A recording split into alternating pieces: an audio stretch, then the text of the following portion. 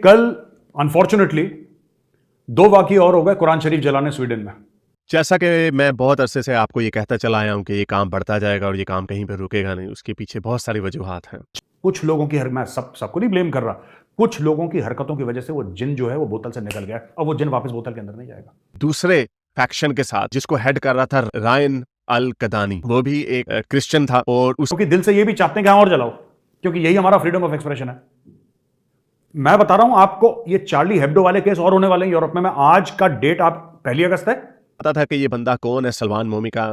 कुछ कहा जा रहा था कि शायद ये एक्स मुस्लिम है, शायद इस वजह से ये इस्लाम का सताया हुआ है, शायद इस वजह से इसको इस्लाम से कोई खास चिढ़ है। लेकिन अब चूंकि इन्फॉर्मेशन सामने आती जा रही है तो इसके बारे में पता चला कि नमस्कार दोस्तों, मैंने आपको थोड़े दिन पहले बताया था कि स्वीडन में कुरान को जलाया गया है। एक बार फिर से स्वीडन में कुरान को जलाया गया है और 2 जगह जलाया गया है। मतलब स्वीडन में लगातार कुरान को जलाया जा रहा है, जो कि यार एक अच्छी बात तो नहीं है कि ऐसे जला रहे हैं। तो इस पर पाकिस्तान के जो लोग हैं उनका भी रिएक्शन आया है। उन्होंने क्या बोला इस पर आप देखिए कि कल अनफॉर्चुनेटली 2 वाक़ये और हो गए कुरान शरीफ जलाने स्वीडन में।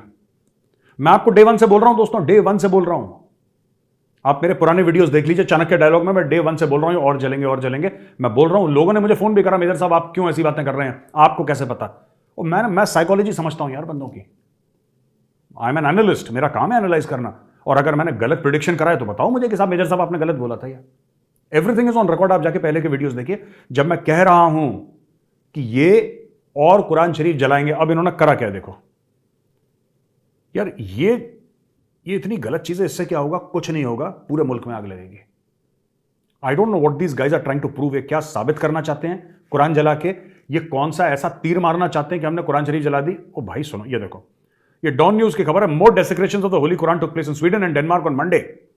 ये मंडे यानी कि कल, आज मंगल है, कल की बात कर रहे हैं ये। And the government of 2 Nordic countries, Denmark and Sweden, इनकी बात कर रहे हैं। तो several protests in recent weeks where copies of Holy Quran have been burnt or otherwise damaged, prompting outrage in Muslim countries. मैं आपको एक चीज बताता हूं, ठीक है? ये लीगल टूल वगैरह हम देखेंगे, डेनमार्क ये सब, ये डैनिश गवर्नमेंट ये चूरन दे रहे हैं, स्वीडन की गवर्नमेंट झूठ बोल रही है।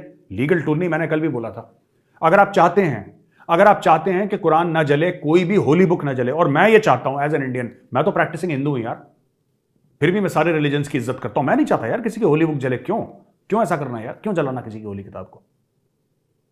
आप कानून बनाइए। क्या आप कानून बनाएंगे? ये कानून नहीं बना रहे हैं, ये बकवास कर रहे हैं हवा में, क्योंकि दिल से ये भी चाहते हैं कि हाँ और जलाओ, क्योंकि यही हमारा फ्रीडम ऑफ एक्सप्रेशन है। मैं बता रहा हूं आपको, ये चार्ली हेब्डो वाले केस और होने वाले हैं यूरोप में। मैं आज का डेट, आप 1 अगस्त है, अब देखिएगा, मैं आपको बता रहा हूं, आप इसको नोट करिए। ये होने वाला है और ये होता रहेगा, और यूरोप को 2 रुपए का फर्क नहीं पड़ता।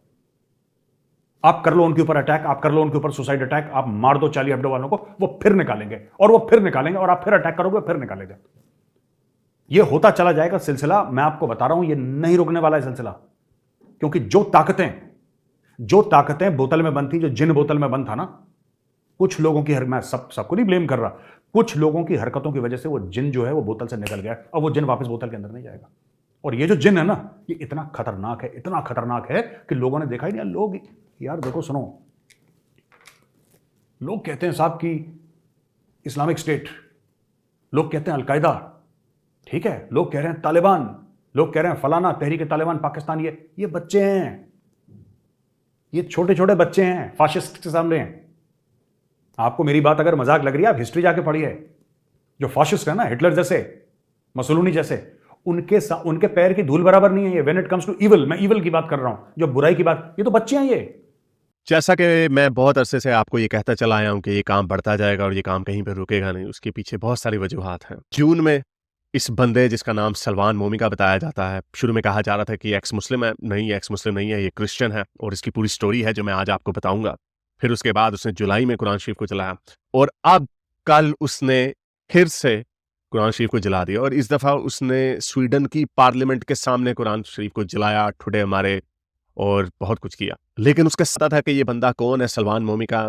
कुछ कहा जा रहा था कि शायद ये एक्स मुस्लिम है, शायद इस वजह से ये इस्लाम का सताया हुआ है, शायद इस वजह से इसको इस्लाम से कोई खास चिढ़ है। लेकिन अब चूंकि इंफॉर्मेशन सामने आती जा रही है तो इसके बारे में पता चला कि ये जो हरकतें कर रहा है इसका ताल्लुक फ्रीडम ऑफ एक्सप्रेशन से कम और इसके अपने जाती मुफादात इसमें कुछ ज्यादा हैं और सेल्फ प्रेजर्वेशन ज्यादा है। तो होता कुछ यूं है कि ईरान ने एक इमाम अली ब्रिगेड बनाई हुई थी इराक में, जो उसकी ईरान की प्रॉक्सी जंग लड़ रही थी। उसका एक क्रिश्चियन विंग भी था, बल्कि काफी क्रिश्चियन विंग थे। उनमें से एक क्रिश्चियन विंग का हेड ये था, और ये फिर वहां पे इराक में जो दाइश का जो एक हमला बढ़ रहा था इराक की तरफ, ईरान चूंकि नहीं चाहता था कि इराक जो है दाइश के कब्जे में आ जाए, तो उन्होंने हर तरह के लोगों को प्रमोट किया हुआ था दाइश से लड़ने के लिए। तो ये बंदा इमाम अली ब्रिगेड का एक हिस्सा था, जो कि उसका क्रिश्चियन विंग था। तो यानी क्रिश्चियंस और शियाज मिल के दाइश के साथ लड़ रहे थे। 2014 में इस इमाम अली ब्रिगेड के ऊपर जंगी जराइम करने के इल्जामात भी लगे और इसको यूएस ने सैंक्शन लिस्ट में डाल दिया, इस वजह से कि दाइश के जो कैप्चर्ड जंगजू लोग इनके हथे चढ़ते थे, ये उनके साथ भी बड़ा बुरा सलूक करते थे, जिनीवा कन्वेंशन की खिलाफवर्जी करते थे। जाहिर बात है दाइश भी कर रही थी, तो ये कॉपी कैट उसके नतीजे में कर रहे थे। 2017 में मोसूल जो इराक का एक शहर है, वहां पे काफी सख्त जंग हो रही थी इमाम अली ब्रिगेड की और दाइश की। उसमें से एक ग्रुप जो था वो इसके अंडर था। इन्होंने पहले उनको भगा दिया दाइश वालों को, लेकिन फिर इनकी आपस में खाना जंगी शुरू हो गई दूसरे फैक्शन के साथ, जिसको हेड कर रहा था रायन अल कदानी। वो भी एक क्रिश्चियन था और उसकी और इस सलमान मोमिका की जंगें आपस में लड़ाइयां हो रही थी, जो ये हार गया। उसके बाद ये भाग के स्वीडन चला गया। स्वीडन में इसने जाते ही जो वहां की फार राइट विंग की सफेद फार्म जो एक पार्टी है स्वीडिश डेमोक्रेट्स के नाम की, उसमें जाके इसने शमूलियत हासिल कर ली और फिर इसने स्वीडन की सिटीजनशिप अप्लाई कर दी। स्वीडन ने इसकी सिटीजनशिप को रिजेक्ट कर दिया क्योंकि इसकी हिस्ट्री उन्हें कुछ पता था। लेकिन प्रॉब्लम यह है कि जो इराक में जो ये काम कर रहा था, उसकी हिस्ट्री का तो पता था कि इसका एक मिलिटेंट विंग वगैरह था, लेकिन कोई जंगी जराइम का डायरेक्ट सबूत नहीं है कि इसने कोई जंगी जराइम किए। इस वजह से ये कॉन्ट्रोवर्शियल फिगर था। तो इसकी सिटीजनशिप उन्होंने कैंसिल कर दी और इसको डिपोर्ट कर देना था उन्होंने। लेकिन जाहिर बात है कि इसको